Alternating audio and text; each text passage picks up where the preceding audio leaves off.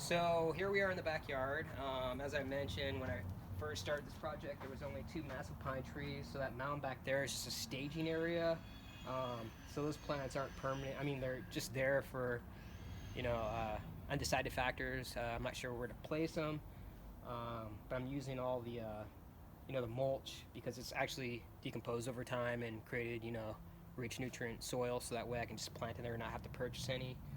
So this was planted here, obviously to produce shade, but it was grown from seed. It was originally over there, right by the screen door. So I transplanted over here. So this Meyer lemon is loaded with lemons right now.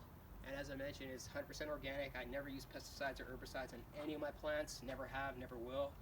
And the sole purpose is because of permaculture, I'm able to attract essential birds and insects to kill off any pest insects. So there's no need for herbicides or pesticides. It's irrelevant, and you should be manually picking your weeds anyways, because by spraying, it doesn't always get down to the root. If you have hard pan, which is Indian clay, because the soil is so hard that the pesticides and herbicides cannot get down to the root, thus leaving a healthy root. And over time, it becomes immune, grows back, and then you have a weed again. So if you manually take it out and you take out the root, you don't have to worry about that. So you come over here, black walnut, shade tree.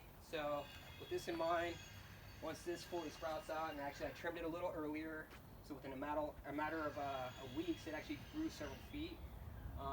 This is going to branch out. It's going to connect over here to the lemon, creating full canopy. Obviously keeping it nice and cool. Shady over here. You have a loquat, which is loaded with blossoms, which is fruit, so delicious fruit. That's going to branch out, connect to this walnut. You're going to have, like I said, you come over here with your shade tree. And then you also have an apple, which I have grown from seed, and it's loaded with apples right now. These are the best apples you can actually get, seriously. And then right behind that, what I've done is I just kept it just kind of wild, because the saying goes for permaculture is overgrow the system.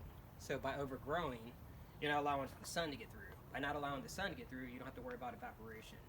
So you have your potato flower, which the bumblebees love this year round. And as you know, pesticides and herbicides are killing off a lot of our bees, our honeybees and our bumblebees.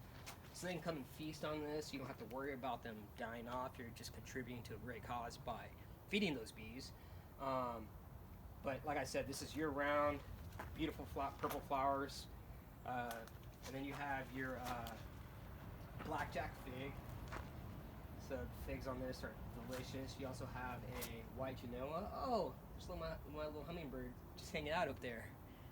He's sitting on the branch looking at me right now. So, yeah, he lives up in the redwoods that I showed you a little bit earlier. And then you have a redwood tree, which I grew from sapling.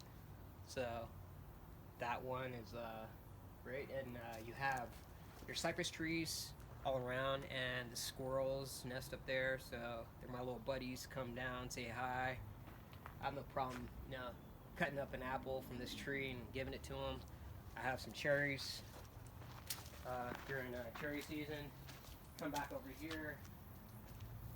Kept this wild for a reason, because the grapes can yield up to 15 gallons worth of grapes. So I have numerous varieties.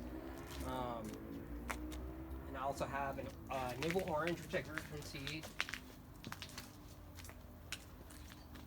This one should be producing pretty soon. I also have I have two other plums. So I have a standard plum and I have another purplish green leaf plum. And then I just kept the ivy. Then you have some thyme over here. So if you want to come take some time for cooking, it's also another great theme. Some potted plants. Obviously, this is a avocado that I grew from seed.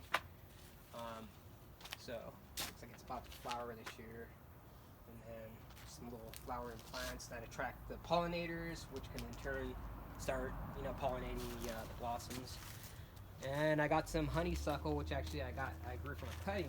This is growing wild, but when it does flower, produces yellow snapdragon flowers. Bumblebees and honeybees both love it. And this is a peach that I grew from seed. And this is actually a pretty heavy producer, so I trimmed it so it's growing more upright. It's because it was kind of branching out in a way I didn't want.